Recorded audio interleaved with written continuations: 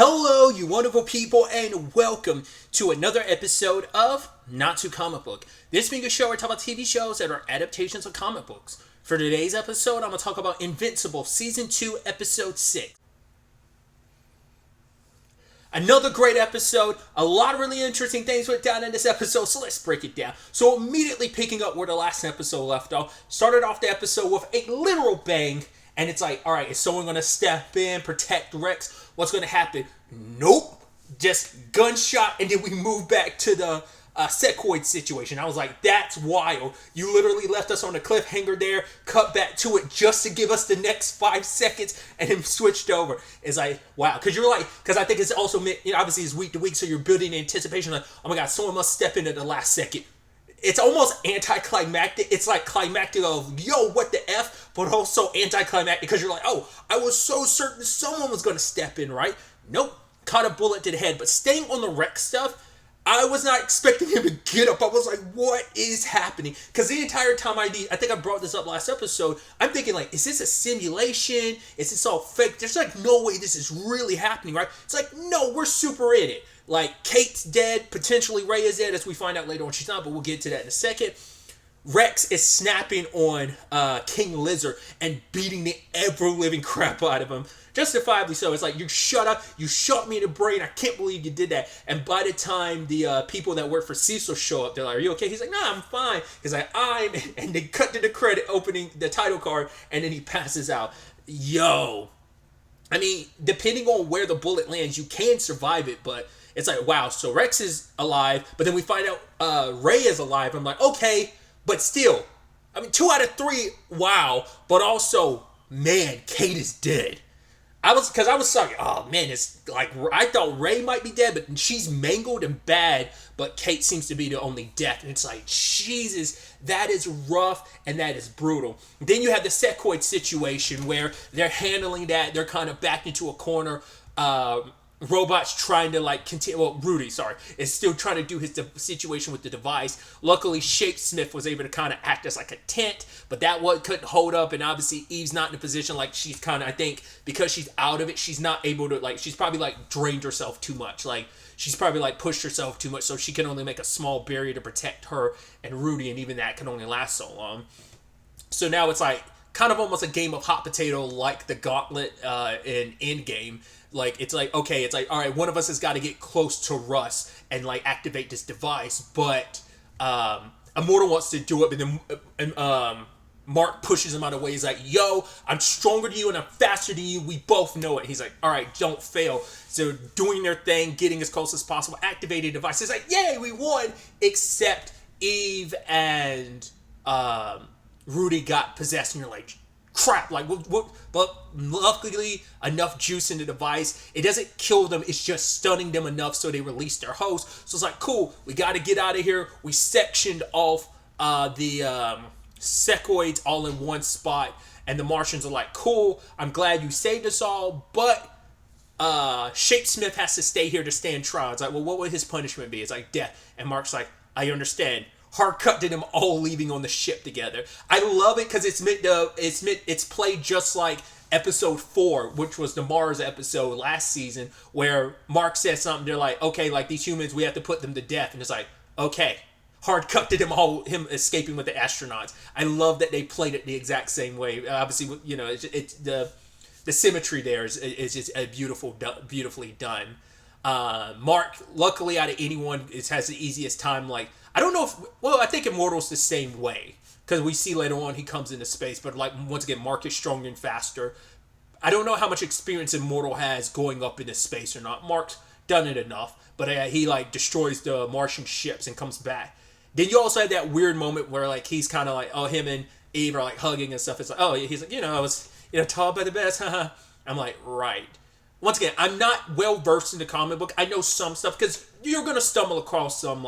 The comic book has been out for a very long time, so you're gonna come across some spoilers because I watch Invincible, it gets recommended, and when I watch reviews and discussions, I end up getting recommended stuff, specifically stuff and shorts related to the comic and stuff like that. So I've come across some stuff, nothing too spoilerish, but so that definitely hints to like, I mean, even season one kind of hinted like there might be something between Mark and Eve, but the timing was never right. When she was dating Rex, he was starting things with Amber, and just by the time him and Amber and Rex had broken up, Mark and Amber had already become a thing. So, like I said, just timing never worked out, and obviously when they came back to Earth, they got hit with everything.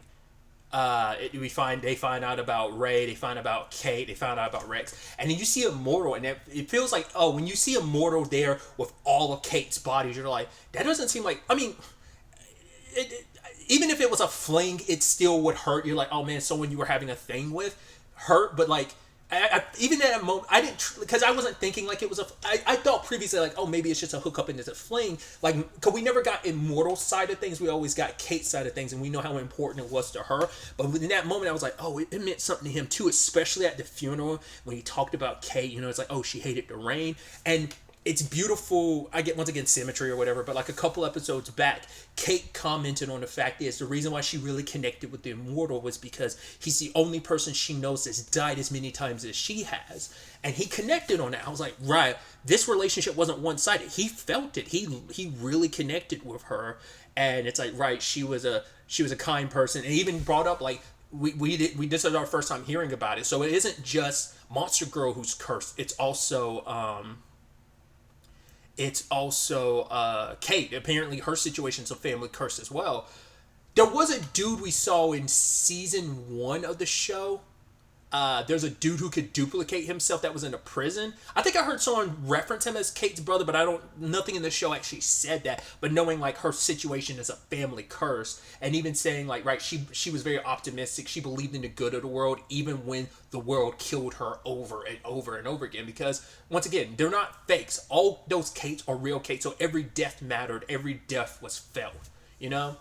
And this weighed so heavily on the Immortal. He's like, I'm glad it's not raining because Kate hated the rain. And he's even asking Simpsons like, why am I crying? Like, you know, for him it's like, I've been alive for so long. I've lost so many people, but it's like, it's because you loved her. You know, this relationship meant that much to him. It was like, this, you know, someone who's lived that long, you can grow cold and numb to it. It can suck and you can feel sad about losing someone, but to break down like that, we've never seen that side of him like that before, you know?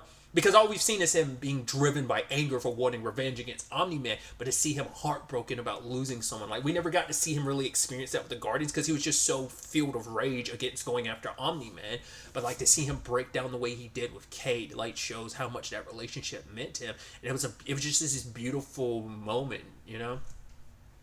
Then you have like Eve checking in on Rex, and it's just like, yeah, he's having surgery, like, and luckily it all turns out okay. And Ray's hanging in there, but it's rough, and it's just Mark having to talk to Amber about that, and they're just in this awkward spot. Which I love the Amber and Mark stuff too, because it's that beautiful and complicated superhero relationship stuff when you're just dating a regular person and they're like, oh, they're trying to have a casual conversation because it's like, oh, how are things between you and your mom? Oh, my mom's doing great. It's like, oh, like, is she doing good with the baby? It's like, yeah, which the baby's name is Oliver.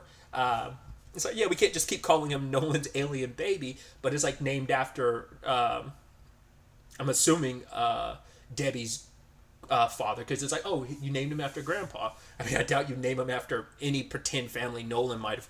I mean, maybe Nolan told you some real stuff about his family, just left out some details, because we don't know about that side of Mark's family and stuff like that. But I loved, really quickly, I do love Debbie, once again, laying down the law when it comes to Cecil. He's like, right, we have facilities that can help with this, but she's like, no, the fact of the matter is, I helped raise Mark, and he saved the world. Again, he just coming back from space from saving the world again. So, you know, I can handle this, I can do this. So, and he's offering whatever help he can, so. But also, it's once again that thing of you, nothing ever, she said it back in episode 4, nothing ever comes for free with Cecil. Like, Cecil will always have his own ulterior motives.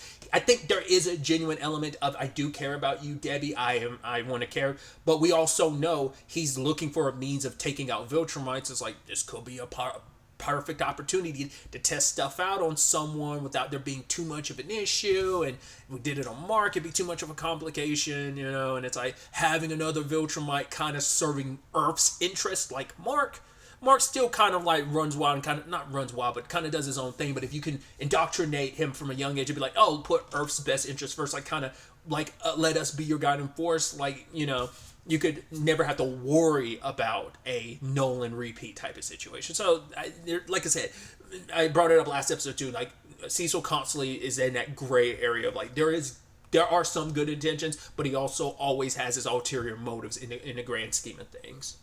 But circling back to the Amber and Mark situation, is this conversation about how Oliver eats, and it's like, he has to be like fed the food, like you have to chew it up like a bird, like, and regurgitate it into the pit.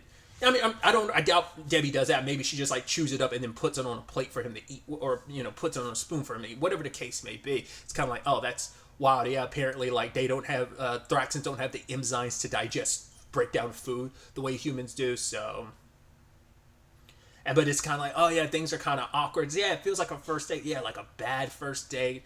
And it's just, they missed each other and they care about each other, but it becomes this conversation of, Mark thought like, right, once we came to college, I thought it'd be fun, but it's like, it comes with its complications. It's like, and like I said, it ends up being this beautiful and, like I said, sad and also complicated conversation about dating a superhero when you're not a superhero yourself. You have to lie to everyone you know. Like, you can't like tell people the truth, and it's like, now you're kind of a liar. And yeah, you can say the argument, it comes with the territory. It still doesn't make you feel good when you have to like come up with excuses all the time. And you also, once again, have to remember there are like 18, if not 19 at most. It's like, that's a lot to be kind of dealing with as a teenager when you're also dealing with regular life. Even as a human, like, well, I've got my own concerns. It's just day-to-day life. And then on top of that, like grade stuff. So I'm kind of not doing well in that. As she brought up last episode, also like her grandfather died recently. She's been kind of taking that kind of rough. So a lot of that really chips away,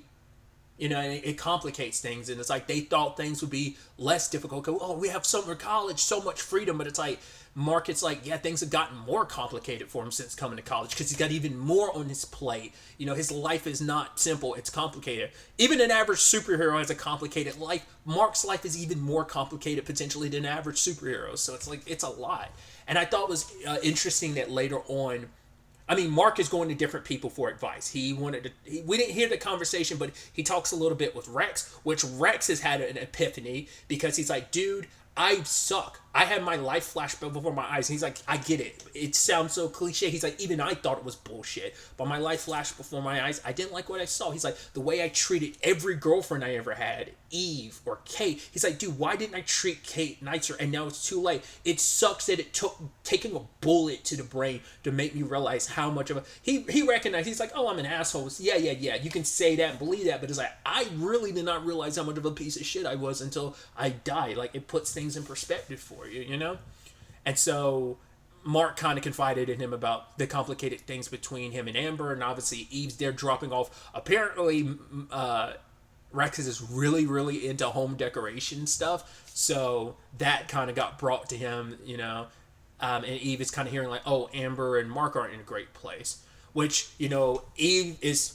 She's already struggling with like my powers, and like Rex's talk last episode really struck a chord with her, but now it's still the thing of she hasn't figured out what she wants to do about the superhero thing, because Cecil's like, because one of her main reasons for not joining the Guardians was because of Rex, and now it's like, well, Rex is in a situation he's in, Kate's also dead now, like, not like, that makes things easier, but those were like the biggest reasons she stayed away from the Guardians. But also it's like, she felt good just helping out. But now you also add in, cool, by helping out has caused problems too. So she's lost right now. It's like, I'm not in the right headspace to be a part of a superhero team right now.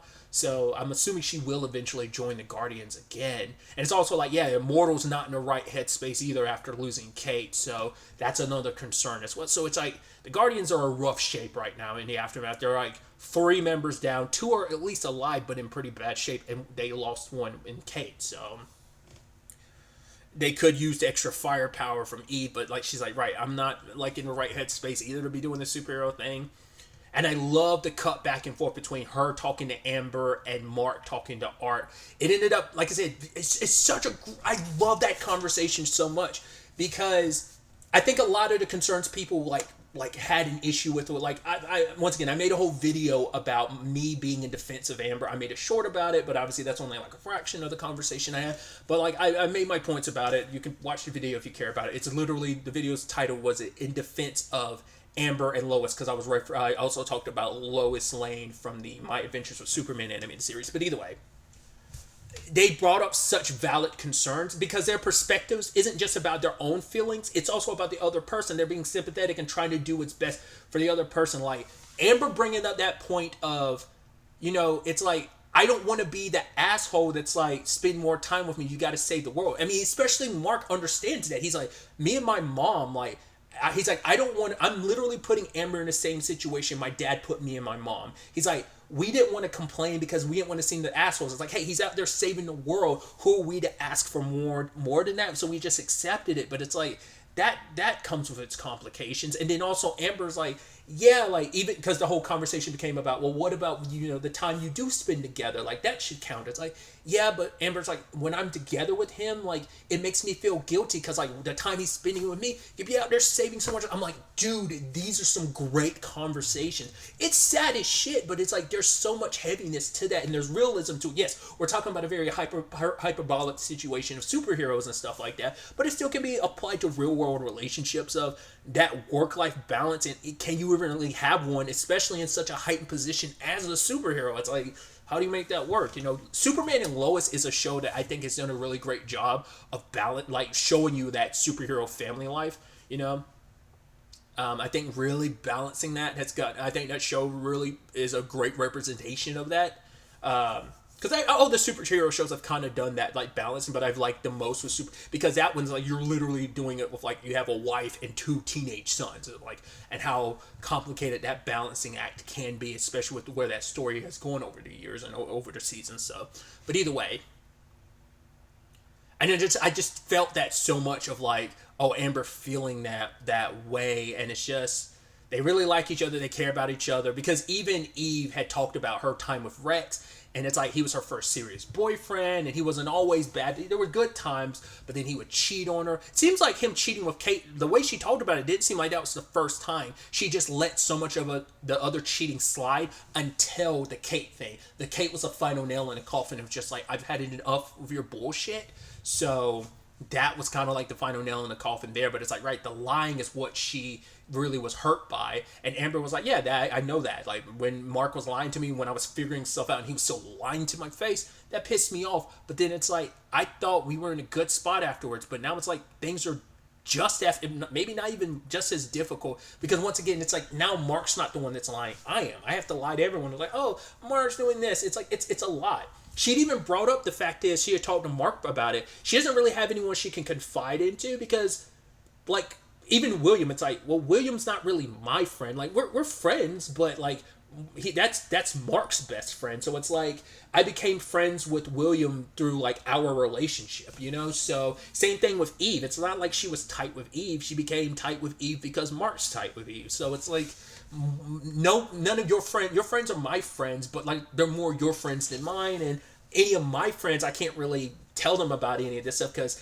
they're not mixed up in this superhero world, So there's so much to that. And like I said, that's why I think the conversation is so powerful. Just like, yeah, I mean, relationships in general are complicated, but every relationship has its own struggles and its difficulties, and it's just, both of them feel like they're letting the other person down. Like, it's less about them of like, yeah, but Mark deserves better, or no, Amber deserves better. It's like, it's that back and forth of like, they're looking out for the other person's best interest. I mean, we haven't even gotten into the whole thing, and this doesn't necessarily have to qualify as part of this conversation, but once again, the whole thing of Mark's going to live for thousands of years. We haven't really touched on that. I don't know if Mark's even really talked to anybody about that. Does his mom know about how long his lifespan's going to be? Does, like, Amber know? Like, how has he even had those conversations since learning? Because he only found out about how long his lifespan was going to be in the season 1 finale. Beyond that, he never knew. Like, oh, I thought I aged like a regular human. It's like, no, you're so, that Viltrumite blood is so pure in you, you're pretty much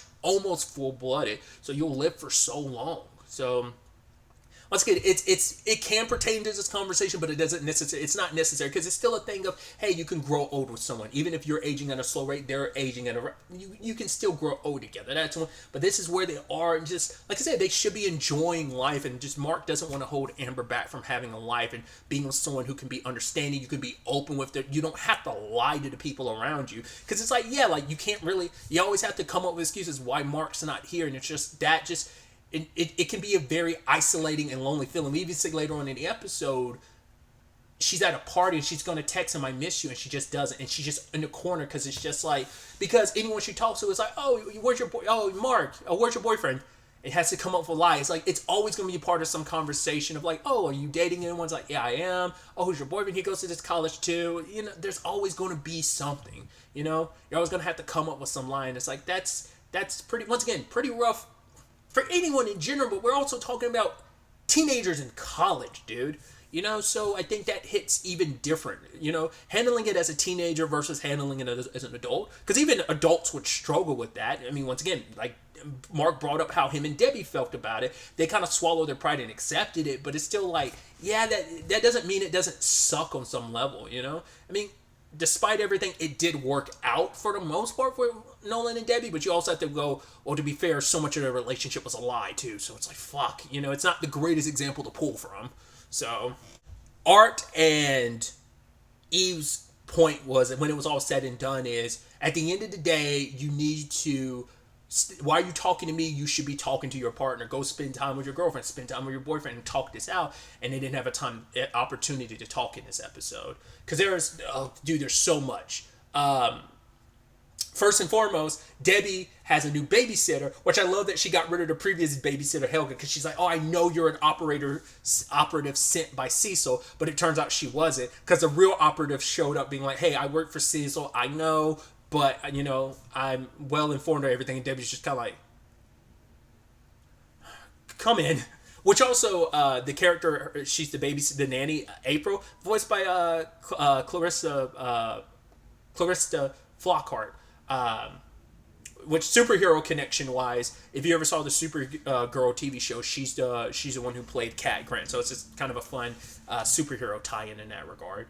But yeah, she knows everything about Debbie's circumstances, and it's like at the end of the day, like doing this will give me job security, but I don't work for Cecil, I work for you. And also like Oliver being like calling Mark bruh, even calling Debbie mama, even calling her mama boss. I was like, dude, that's so adorable. That's super adorable. And it's got to be nice. Because even Debbie has said this to Cecil. She was like, this isn't about me. This isn't even about Nolan. This is about Mark. This is Mark's brother. And it's like, how can I, like, at the end of the day, he's, even if it's half, that's still Mark's brother, making him family, you know? And I think that was a beautiful, like, takeaway from it. It's like, yes, it's a complicated situation, but that in itself is not complicated. This is my son's brother making him family, you know? And I'm gonna look after my family, and Debbie always has, you know? So there's that situation. So I'm definitely interested to see how the April situation plays. I'm always worried because I'm like, oh, Cecil. We had some other interesting developments. Rick has come back, and it feels very poetic that the person that will be there for him is Donald. And even, you know, it's like, oh man, Rick seems okay. He seems good. Donald's here to like help with the transition, but it's like, no, like he's going through something traumatic. His body was modified and stuff like that. And you see Donald squeezing his hand, and Mark's like, are you okay? And Donald doesn't say anything. He's just like, oh, I'll check in on him. It's like, okay, bye. It's like, yeah, we know, like, yo, Donald's going through it. He's just going through, like, to be fair, he's been going through an existential crisis for the past 2 months, but it's gotten worse since then. Now that he knows the truth, he's spiraling even more, so he feels even more of a connection with Rick, which Rick is going through it, which I'm like, I don't remember if I knew this last season. I didn't know Luke McFarlane voices Rick. The thing I'm best known for is, Killjoys. He was Davin in Killjoys, one of the main characters in Killjoys. But Either way, for him, it's like he's seen this memorial. It's like, what's this? It's like, yeah, these are all a memorial for everyone of Sinclair's victims because Rick is the only one that survived the situation. I'm like, fuck, dude. And for him, it's like, I still get flashes of it. He's like, Sinclair took something from me that I can never get back. And William's like, hey, I'm going to be here to support you. It's like, even that's going to be a tough thing to do, like helping someone through something like that. You know, it's like, damn, because I figured Rick was going to come back the way the opening was done, including William being like, it's from episode 3 where he was like, yeah, I'm not sure if I'm quite over the Rick situation. Like, it still kind of messed me up. They brought that up, so I figured that was going to come back. But man, that once again, this is the show, man. Everyone's going through it. So we have all of that. Mark got some copies of his dad's books from Art because Mark could pick up the tour books anywhere, the tour guide books or whatever, everywhere. But Art was like, no, those aren't the only ones your dad wrote. He wrote these as well. They're science fiction novels. And when Mark is reading them, I'm like, wait, what? It's like these little space adventure books. And later on when he talks to Alan, which we'll get to soon enough, it kind of recognizes like, right, these are based on real things. These are a potential means of going up against the Viltrumites. So there's some hidden text here about what's going on. But anyway, speaking of Alan, Cecil's trying to put the immortal like on vacation. It's like, right, you need it after everything. You won't even let our psychologist talk to you. He's like, I don't want anyone poking around in my head. They see someone coming towards Earth. I'm immediately like, oh, it's obviously Alan. But he's like, oh, it's Omni-Man. He needs to get out there. He needs to punch something. And he goes toe-to-toe with Alan. He doesn't even listen to Alan. He's not trying to hear to Alan, despite Alan talking directly into his head, which I thought was interesting. Like, oh, that's not a special power of Alan's. That's like tech. It's like, yeah, there's some like chip inside my brain that makes this possible. It's not like a natural ability I have as a Unopan.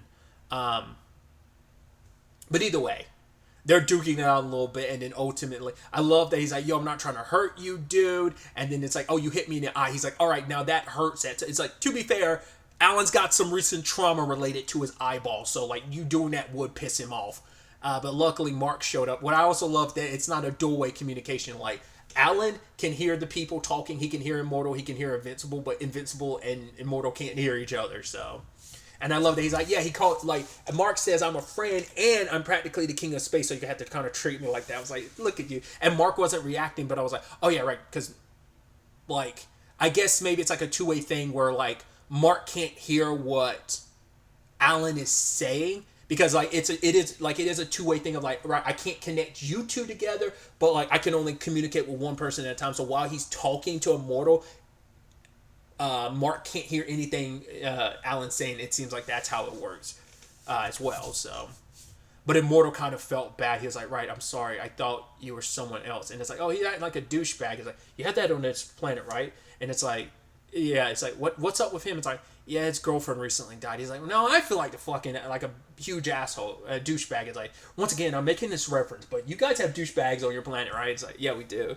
So, kind of, he's like, also, how about you point to me where you live? Because I had no idea. He's like trying to come here and like, where did Mark say he lived again? So they go to his college, put the sock on the door, and it's like, oh, does that mean anything on your planet? Does mine? It's like, oh, that means somebody's. I love he specifically said, oh, somebody's fucking. He's not even saying banging, not trying to like color it up, like, you know, hide it a little bit. It's like, nah, like just straight up saying, nah, it means people are fucking. But yeah, they talk about everything. And Alan's like, yo, there's a Viltrumite. He wants you to join us in this fight. He rebelled years ago, so now there's two of you. Maybe we can get your dad. Well, about my dad. Oh, shit. Well, do you think he's dead? Maybe. But the Viltrumites aren't too keen on killing each other because it very rarely happens. So it's not something I guess they're fully aware of. We do find out, hey, there is a prison potentially. Rumors going around about a prison where Viltrumites go to. Your dad might be there, so I'll pull out some fillers and let you know, Mark. But he also let Alan get scans of the book, so Mark can't go to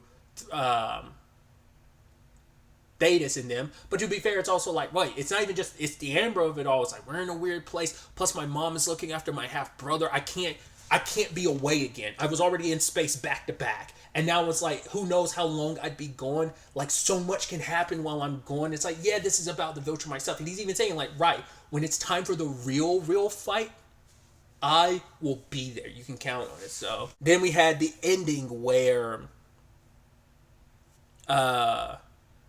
we catch up with was it Klieg or Krieg, who is talking to Nolan. He's in that chair, so I guess like his spine hasn't fully healed yet.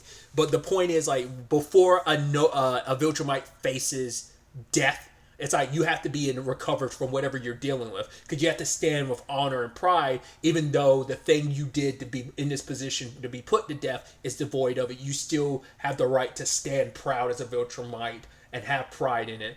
But like Krieg is trying to understand, like, why did you betray us? You know,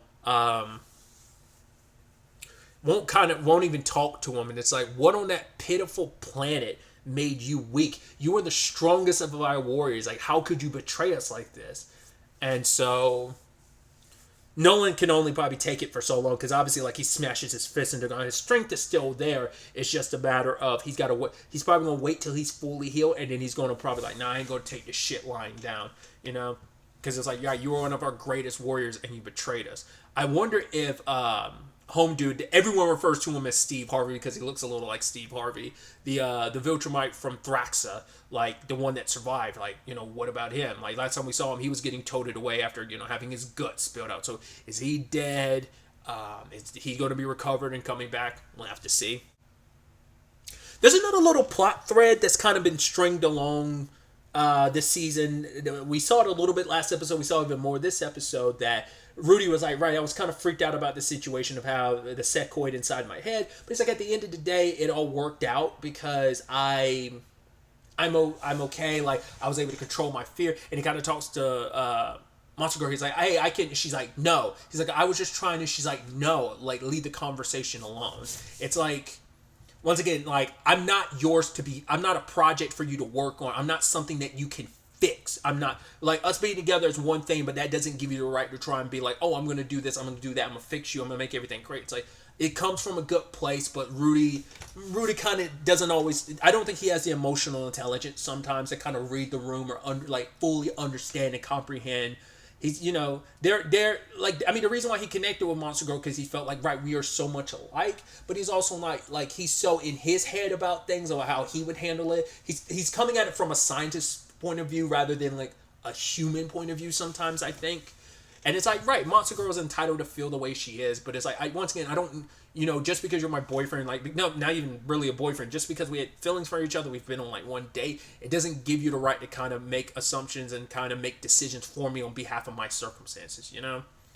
Like I said, I think he has good intentions, but he's just kind of broaching the conversation the wrong way, and he keeps broaching the conversation in the first place, despite her like constant like, yo, don't do that, and you're still doing it. So there's that. And speaking of the secoids, we catch up with Russ pulling a little bit of a Will from Stranger Things going on there, when you know, what eventually became a Demodog came out of him at the end of season 1. It's kind of a very similar thing where it's like Russ like throws up and then gets possessed by secoid, and it's like, Jesus. So that's happening here. Or I don't know what that means, considering like they're all in space. So what does that mean for, like, can it multiply here? Like, all the other species is out in space. I don't know what the Martians do with them now. Do you lock them up? Like, what do you do in that regard? So what does Russ do now? Well, I mean, even more recently, superhero wise, it'd be like comparing it to the Peacemaker situation with the butterflies. And I say that too because Peacemaker season 1, spoilers, kind of ends in a similar boat. Not quite the same, but a similar boat with the whole Goth of it also. Which is interesting to bring that up too, considering, like, yeah, that not all of that will be canon anymore when it comes to the DCU. That's an interesting conversation. But yeah, we have all that. I believe I've covered all the other like main things throughout the episode, and then finally we get our stinger at the end, because I was like, man, we still have not circled back to the God, what was home dude's name again? Enstrom Levy situation. And then just as when I was thinking that the entire time, oh, lo and behold, here we are. Because the last time we saw him was episode 2's post-credits. So, yeah, he got tailored in a suit, and now he's back home. So, that's going to be interesting to see where that goes, especially because we only have 2 episodes left this season. So, I'm assuming that's going to be kind of like the 1-2 punch of this season. Not unless that's something that carries over into season 3 or not. Obviously, the Viltrumite thing is going to be like, I guess, the main overarching series thing. I'm saying that having no real experience with, once again, the Invincible comic. But I'm curious if this Angstrom Levy stuff is dealt with at the end of the season, or... Because it's interesting how that's paced out, too, because like that's been sprinkled in. Like, it's set up in episode 1. You sprinkle it in the post-credits of season 2. It's not... episode 2. We're not getting back to it till... Because at least the Nolan thing was a constant thing the entire season.